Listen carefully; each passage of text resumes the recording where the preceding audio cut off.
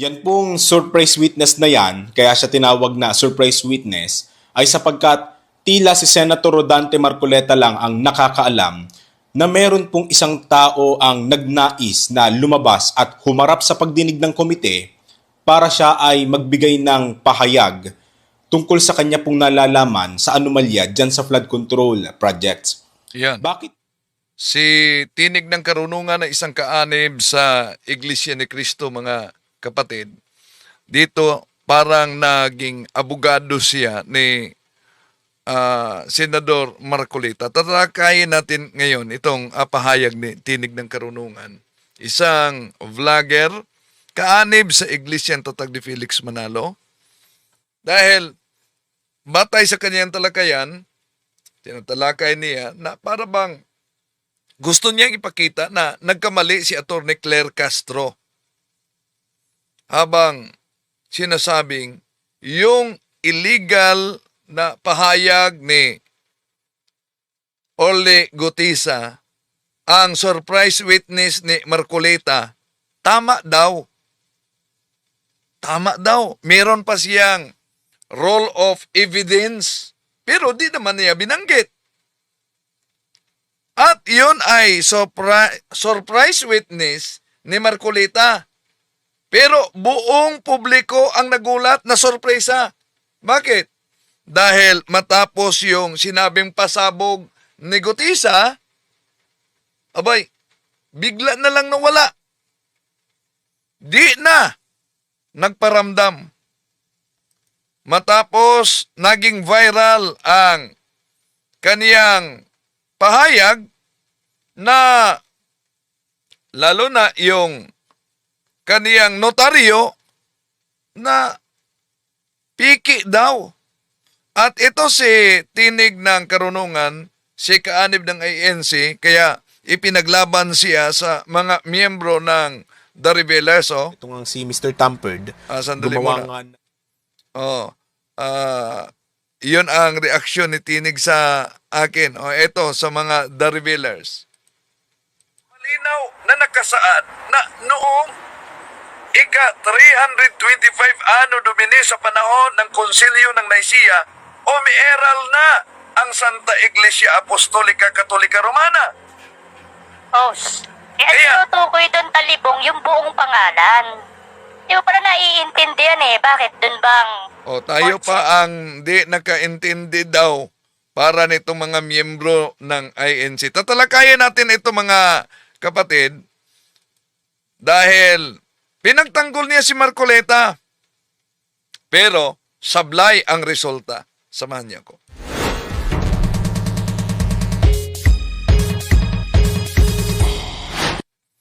Kumusta? Welcome. Itong niyong lingkod, Brother Wendell Talibong, muling makasama ninyo sa pagkakataong ito. At sa lahat natin mga suking taga-subaybay, inaniyahan natin huwag kalimutang pindutin ang like sa ating live at huwag din kalimutang mag-subscribe kung bago ka lang at pindutin ang bell button para updated kayo, mag-comment at i-share ninyo. At sa lahat natin mga taga-subaybay, kung saan man kayo nanood ngayon sa ating live, inaniyahan natin huwag kalimutan na i-subscribe ninyo ang Factbusters PH. Congratulations, 1,000 na sila ngayon. At ang ating pangalawang channel, Pananampalataya at Katwiran, nasa link dito. At kung saan man kayo nakabase ngayon, lalo na sa iba't ibang bansa, paki-comment na lang kung saan kayo nagsubaybay para alam natin kung saan napaabot ang video, ang ating talakayang ito. Kumusta sa lahat na mga suking taga-subaybay? Sa pagkakataong ito mga kapatid, tatalakayin natin, no? Itong nag-ala-abogado si Mr. Tinig ng Karunungan, isang kaanib sa Iglesia ni Kristong Tatag ni Felix Manalo. Kaugnay ito sa surprise witness ni Senador Rodante Marcoleta. No, kung naalala ninyo na si Senador Rodante Marcoleta ay naglabas ng surprise witness doon sa Senado. Itinuturo sa korupsyon si Martin Romualdez at si Saldico. Pero pumutok ang isyu na yung notaryo sa kaniyang affidavit ay piki daw. Pagkatapos, biglang nawala na si Gutesa, di ba? Yung surprise witness. Oh, nawala. Di na nakita. At dito, nag-ala-abogado si Tinig ng Karunungan kay Marcoleta. Nag-react siya kay Attorney Claire Castro na sabi niya, abogado yan. Para bang gusto niyang ipahiwatig na kahit abogado, nagkamali pa. Oh. Pero bakit sablay? Ito isa-isahin natin mga kapatid. Kung sa legal na pag-usapan sablay, lalo na sa pananampalataya. Bakit? Isa-isahin natin ito, ha? Oo.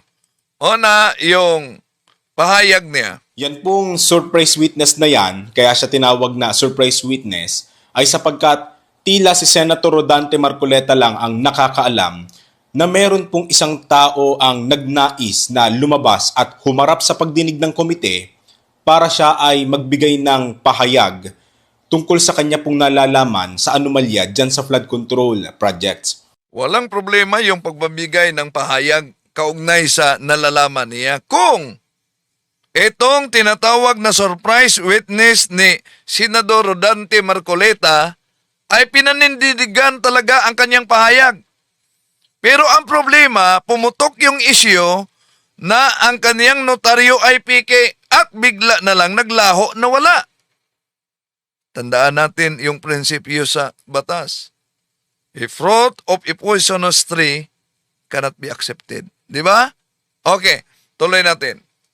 Bakit po napakabigat ng taong ito mga So bakit daw umano na napakabigat ang taong ito o na surprise witness kung si Marcoleta lang ang nakakaalam?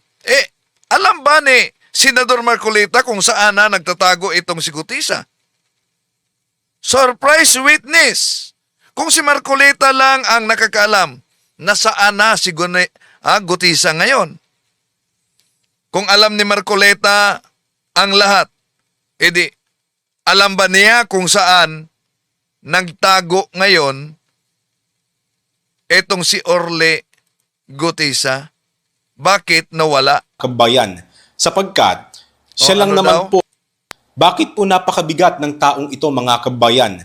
Sapagkat siya lang naman po, maliban sa mga diskaya, ang natatanging testigo na talagang katapang-tapang na inilaglag. Yun. Bakit mabigat daw itong si Gutesa, surprise witness ni Marcoleta? No? Kung talagang mabigat itong surprise witness ni Marcoleta, asa na ngayon si Gutesa? Di ba? Kung alam lahat ni Marcoleta, edi alam ba niya kung saan nagtatago na ito si Gutesa? Sa mga tunay na biktima at sa mga taong may hawak na katotohanan. Alam no, hindi dapat tinatakbuhan ang hostesya. Hinaharap ito, di ba? Ang biglang pagkawala ni Mr. Orle Gutesa sa mismong oras na kailangan siya yung kanyang salaysay. Di ba? Na kailangan talaga sa Department of Justice, abay biglang nawala. Kaya, humihina yung kredibilidad ng kanyang aligasyon. Ba't nawala? Di na natuntun kahit ni Marcoleta.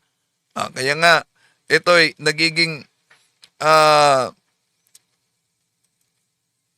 nagiging usapin talaga sa media.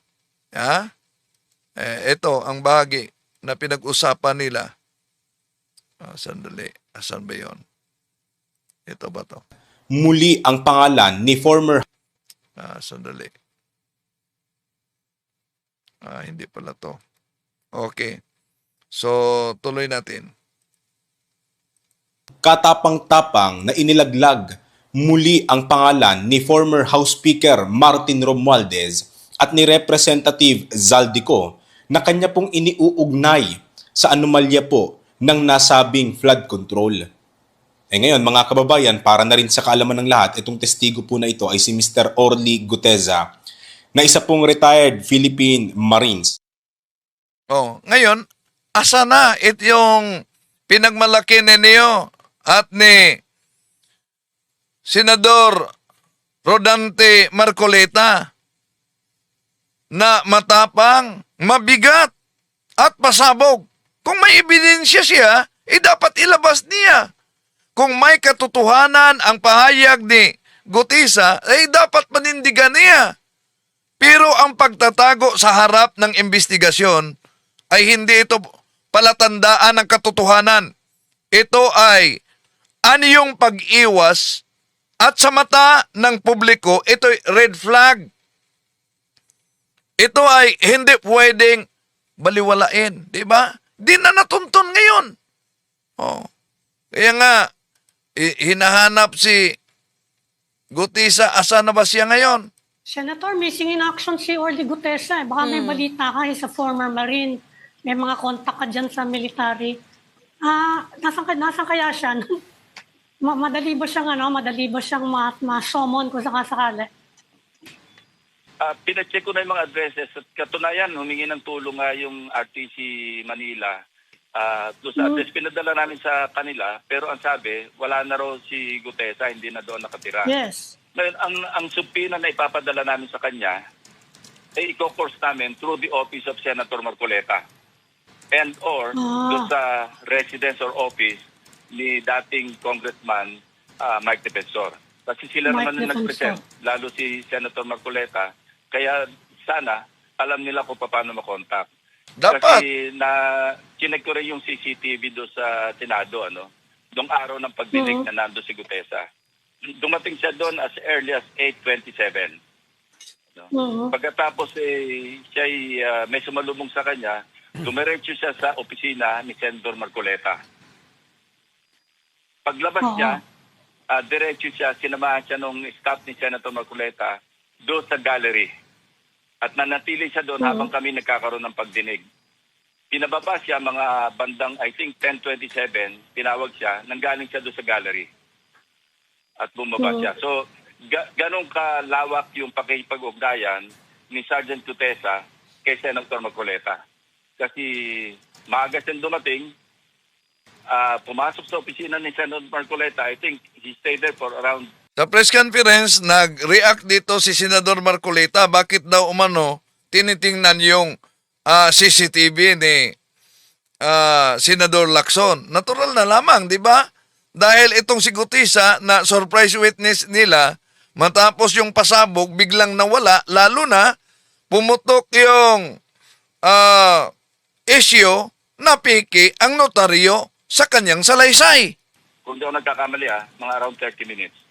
Pagkatapos lumabas at doon siya nanatili. Nakinig siya doon sa aming pagdinig habang hindi pa siya pinatawag.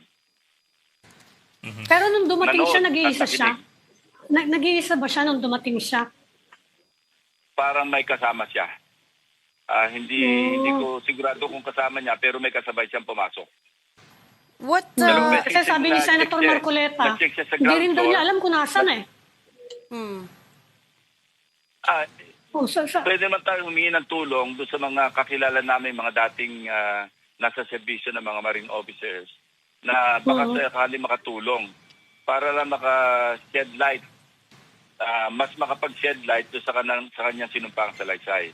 Ngayon, kung hindi siya makita, i-appreciate na lang namin yung kanyang sinumpang salaysay on its face value, on its face, Kung ano yung face value ng kanyang sinumpang salaysay, yun ang magiging part ng record. At ulitin ko, valid yung kanyang sinumpang salaysay regardless of kung pinalsify niya yung notaryo, valid pa rin yun. Kasi aside from the affidavit, sinumpaan niya pa rin yun doon sa harap ng Blue Ribbon Committee. Yes, sir. What prompted you, Senator, to check the CCTV of the day that he showed up at the Senate? Ano po yung hinahanap niyo?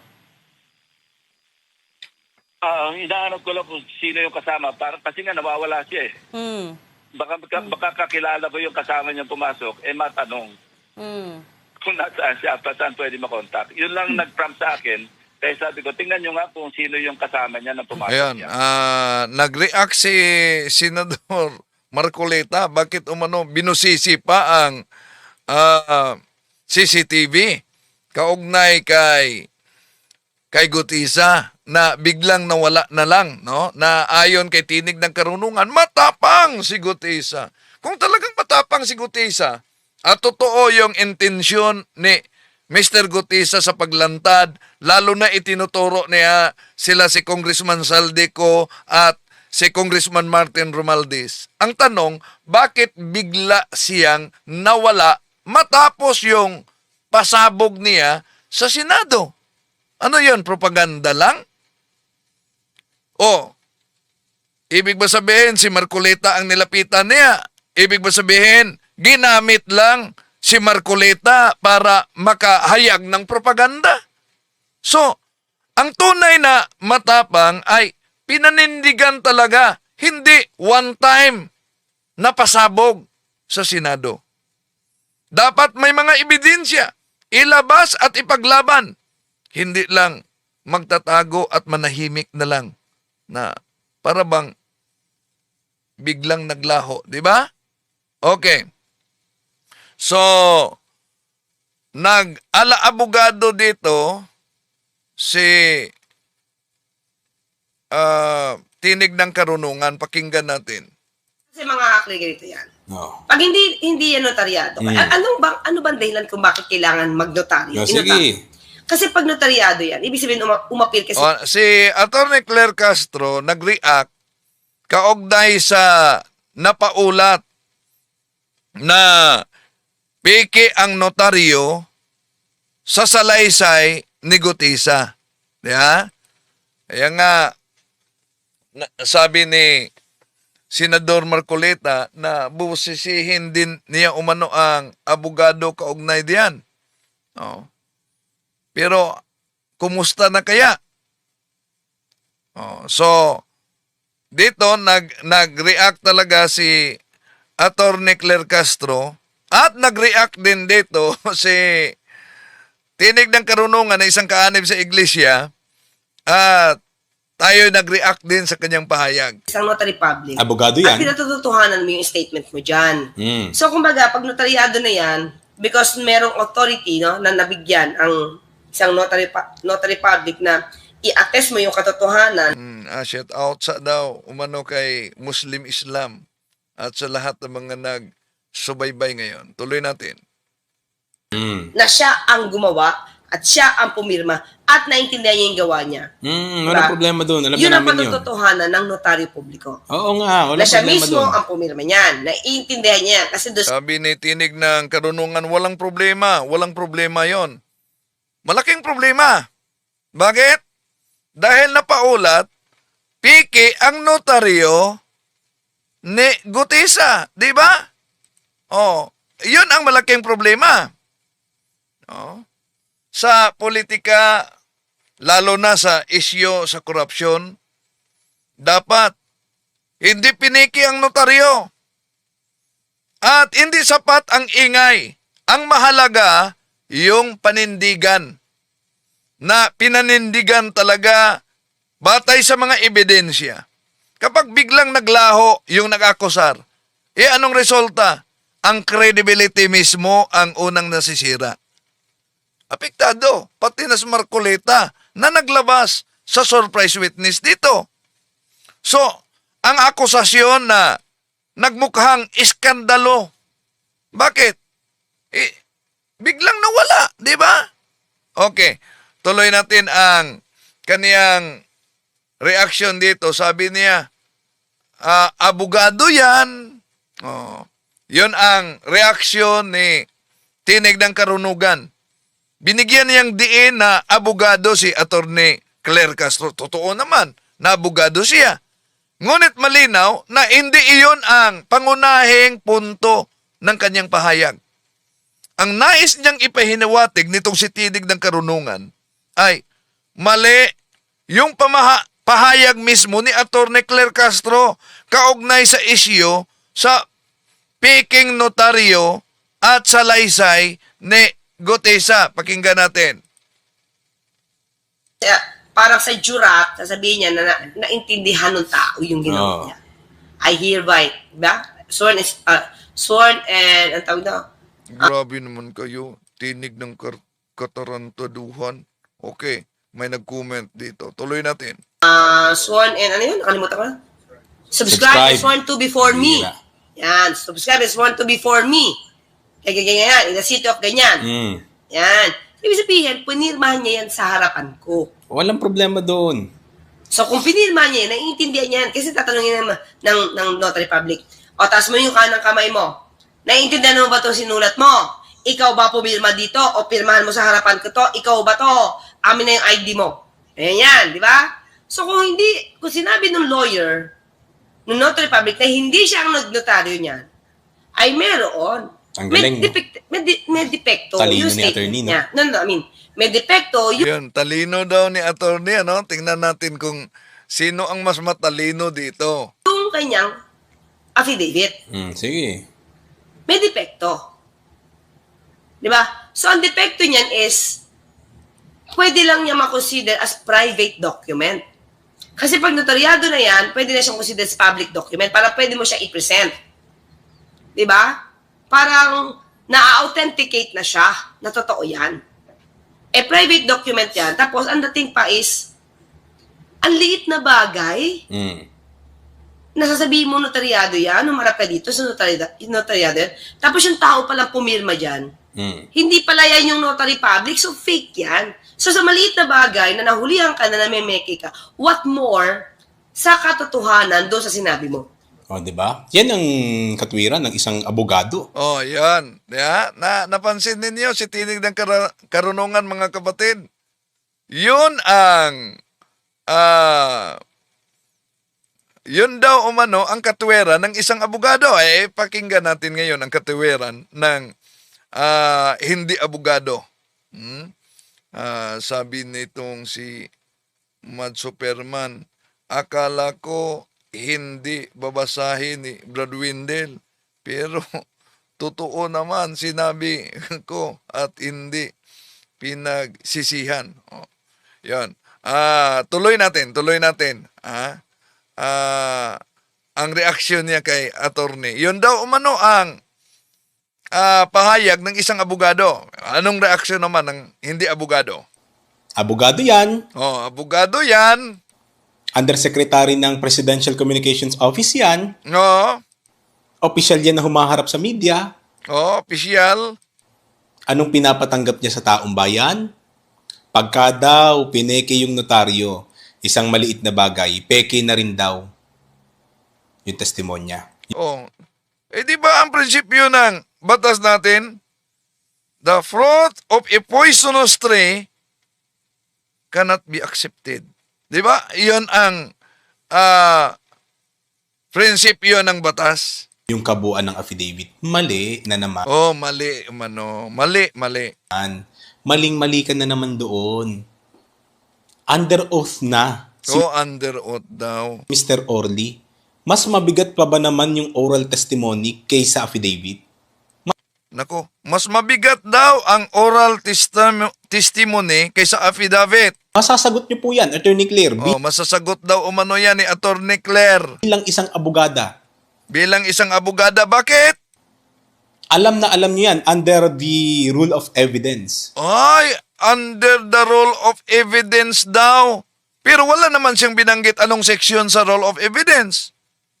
Daan natin, napakamali talaga ang lohika, mali talaga ang pahayag nitong si Tinig ng Karunungan.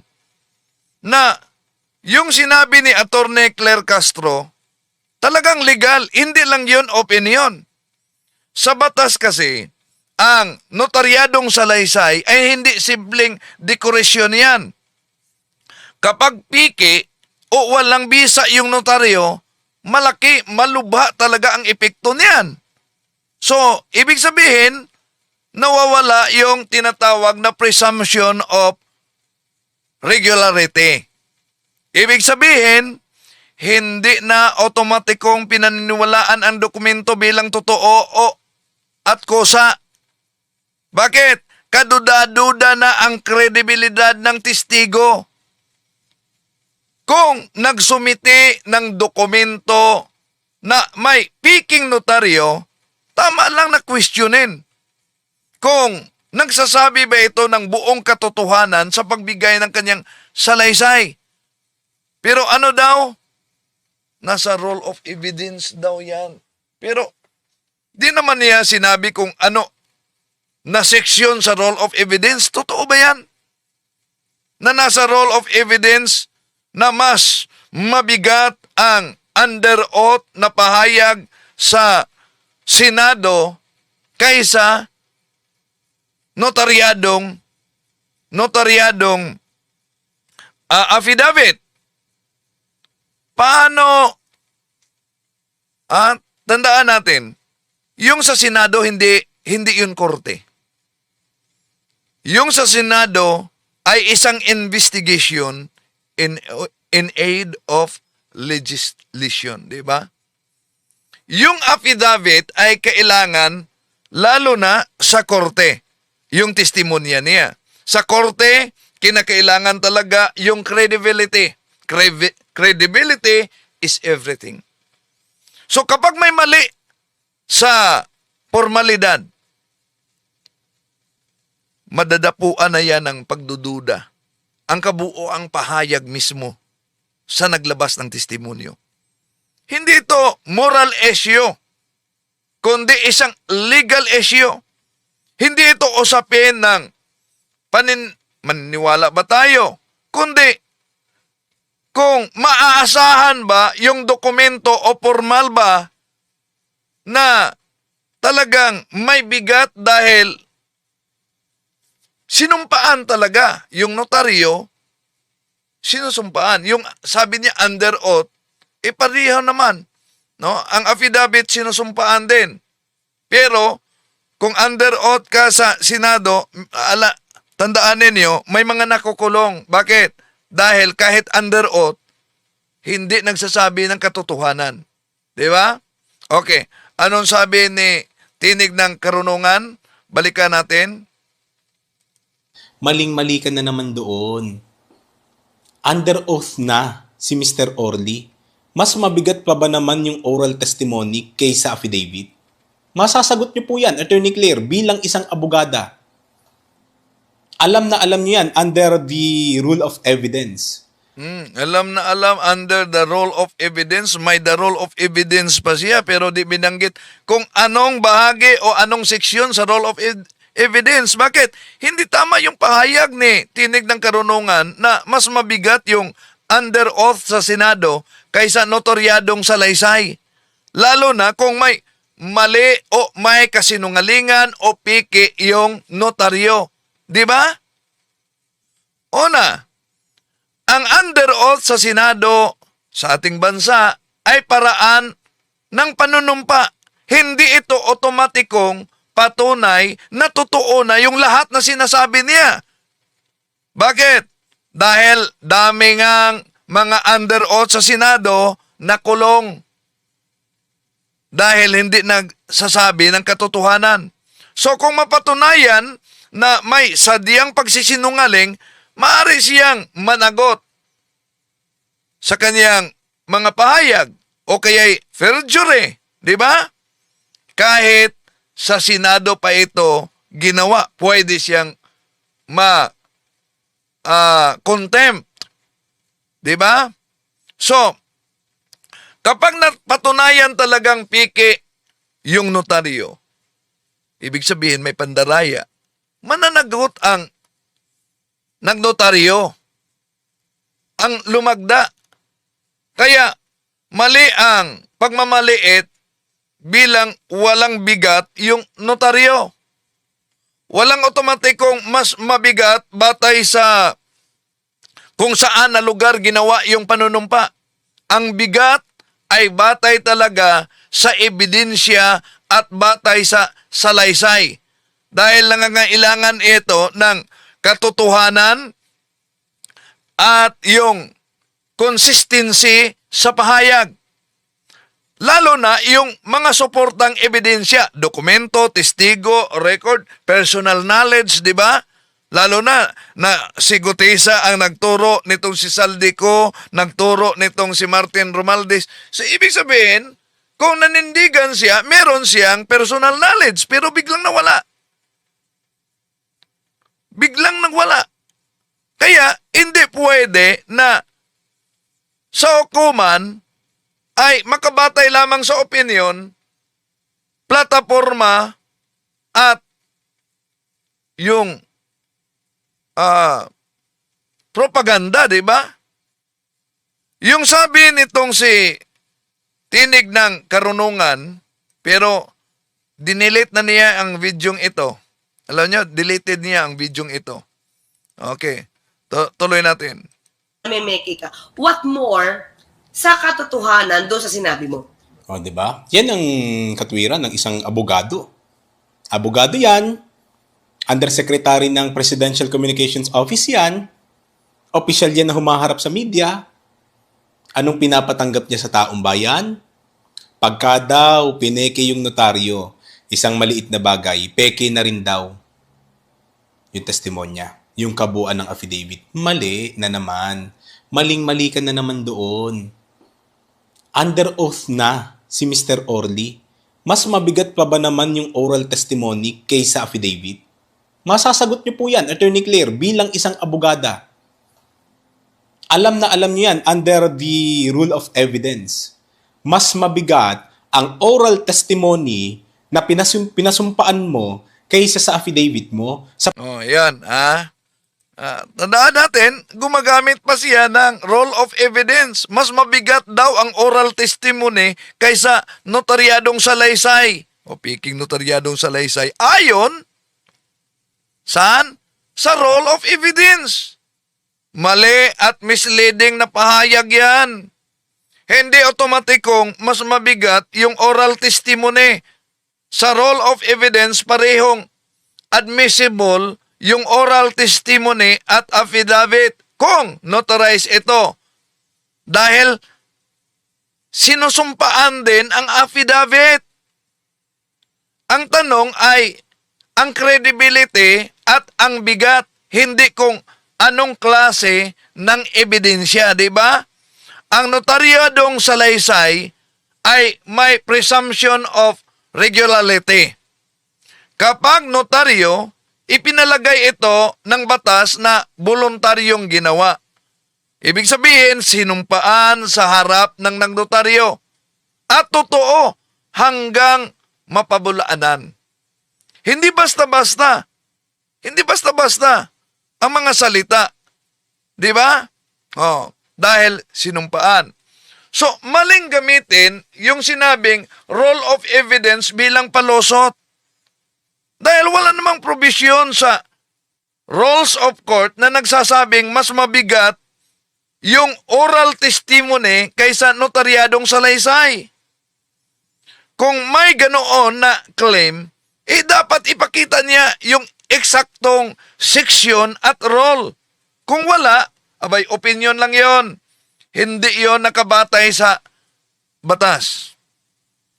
Kung igiit nitong si Tinig ng Karunungan na isang kaanib ng ANC, mga kapatid, na ayon daw sa role of evidence na mas mabigat ang timbang ng under oath kaysa salaysay na notaryadong pahayag, bakit hindi niya malinaw tinutukoy kung ano na role at seksyon at saan ito matatagpuan? Sa batas, hindi sapat yung pangkalahatang pahayag. Ang sino mang nagsabing ayon sa role of evidence ay may obligasyong tukuyin, mga kapatid, ang eksaktong probisyon sa role at sa seksyon at sa role upang mapatunayan na hindi haka-haka yung pahayag ni Tinig ng Karunungan o sariling interpretasyon lamang yung kaniyang pahayag. Kung walang matukoy na tiyak na seksyon, malinaw, na opinion lamang niya yan at hindi iyon batas. Ituloy natin siya. Meron pang pahayag siya. Sapagkat yung affidavit, pwedeng-pwede pong dayain yon. Sapagkat yun ay ginagawa, inihahanda sa labas po ng open court o ng halimbawa Senate Blue Ribbon Committee. Pwedeng-pwedeng baliin yon. At hindi pwedeng i-cross-examination o pagtatanungin yung affidavit, kundi wala lang, ipasa mo lang. Pwede mong, pakipasa nga ito, pakipresent, pakibasa. Pwedeng ganun lang. Ganun lang siya kababaw. Kung ganun lang daw umano sa kababaw, ang sinumpaan, lalo na ang, dyan sa affidavit, no, lalo na pag hindi peke ang notaryo, diyan dadaan ang cross-examination sa korte. Tandaan natin, ang Senado, hindi yan korte. At maling ipagpalagay talaga na mas mabigat yung pahayag sa Senado kaysa affidavit dahil una, sabi niya, ginawa ang affidavit sa labas. At pwede daw itong mapiki.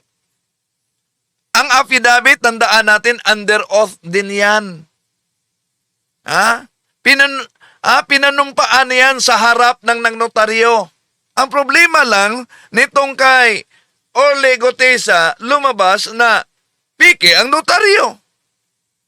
So, ang pagsisinungaling sa sinumpaang affidavit ay pwedeng kasuhan ng perjury. Congratulations kay Father Winston Cabading. No? Dahil yung kasong perjury ay na-dismiss na. No? Ating tatalakayin yan mga kapatid sa susunod. So, tuloy natin. Yung affidavit, kung di yan totoo, pwedeng kasuhan ng perjury. May katumbas yan ng kasong kriminal.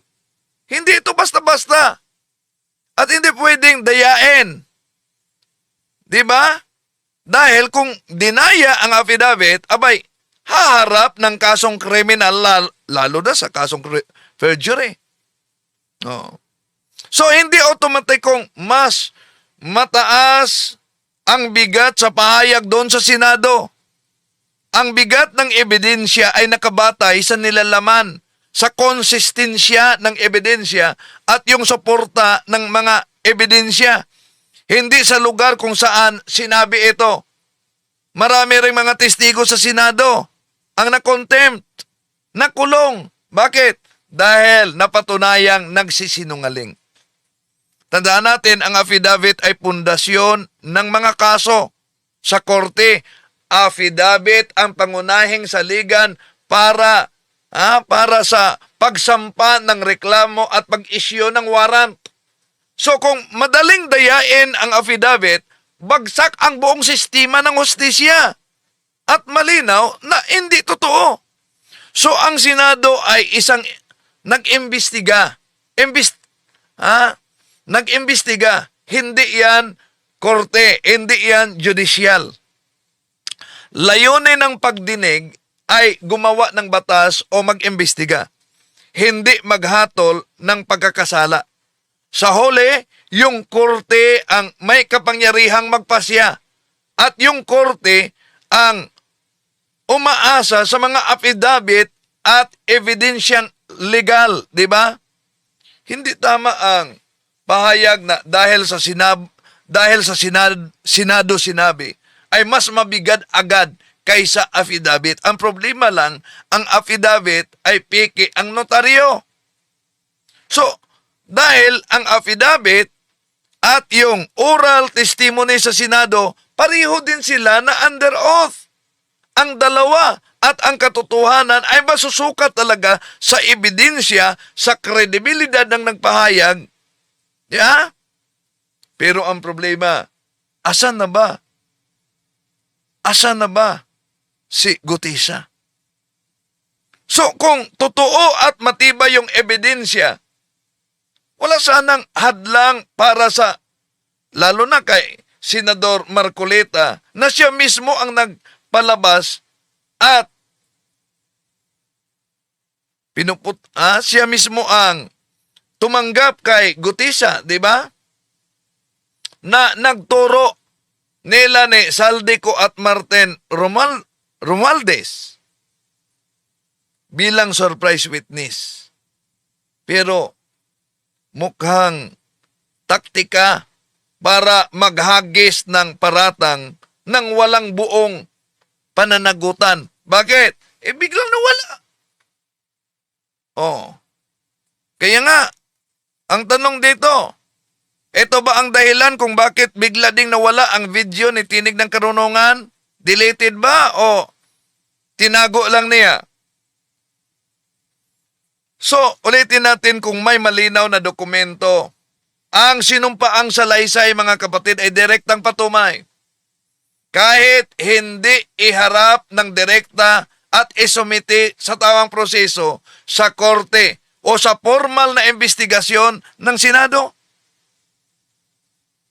Ang pag-asa ng isang testigo nang hindi sinasabayan ng lantad at kumpletong ebidensya ay nagpapahina sa kredibilidad ng akusasyon at nag-iiwan ito ng hinalang ito'y politika lamang at hindi para sa hustisya. Ito'y propaganda lamang. So sa huli, ang tapang sa katotohanan ay hindi sa pagpasabog ng pahayag, kundi sa bukas at malinaw at responsableng pagharap sa ebidensya. Kahit kanino pa ito at sino pa ang ituro, di ba? Pero sa usaping kaugnay diyan na gusto niyang ipalitaw na nagkamali si Attorney Castro, malinaw siya ang sablay. At hindi lang yan. Yung sinubukan niyang sagutin ako, sablay din siya. Ito nga si Mr. Tampered, gumawa nga ng reaction video. So ang tawag niya sa akin, Mr. Tampered.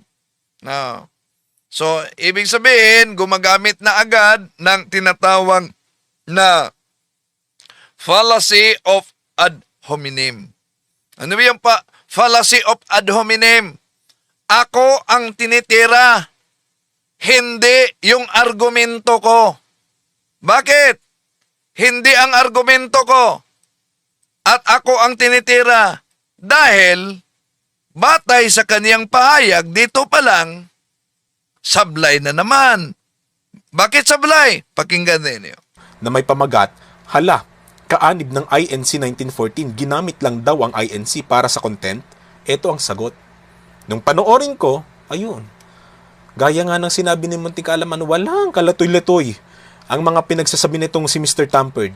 At bilang patunay, walang kalatoy-latoy daw ang aking pahayag. Bilang patunay, ano? tignan ninyo ang isang bahagi ng nasabing video. So bilang patunay ha, tingnan ninyo ang bahagi daw ng isang video, mga kapatid. Bilang patunay kung sino ngayon ang walang kalatoy-latoy. Na kung saan ay nagbigay siya ng reaksyon sa atin dito sa Tinig ng Karunungan. Sabay-sabay nating panoorin. So nag-react siya. At alam nyo ba na itong reaksyon din niya sa akin bilang sagot ay dinilit niya ang video niya. Bakit? Bakit nawala? Bakit deleted? Okay. Tuloy natin mga kapatid. Sabi ni Manuel Jan Torrendez, totoo naman talaga, Mr. Tampered. Ikaw, sablay, talo. Naman kayo sa debate. Talibong. Ay, talibong pala. Dapat pag-isipan mo kung pawang Tampered lang umano ang tawag nila sa akin, bakit kayo umanib sa Tampered na sikta? Di ba? Sige, pakinggan ninyo itong vlogger ninyo. Sino ang sablay? Ha? Ang tanong, kung ako ang sablay, bakit ang kanyang mga video ang binura? Bakit nawala? Aber? Bakit? Pangalawa, pakinggan ninyo sino ang sablay ngayon. Mga kapatid, mga kababayan, na yung mga aral naman na yun ay nakatala naman sa banal na kasulatan. Ang aral daw nila'y nakatala sa banal na kasulatan. Halimbawa, kung ang aral ninyo ay nakatala sa banal na kasulatan, patawa-tawa pa siya dito. Ang pinuno ninyo ay tinatawag na executive minister. Tignan nyo ha. Saan mabasa sa Biblia na ang pinuno ay tatawaging executive minister?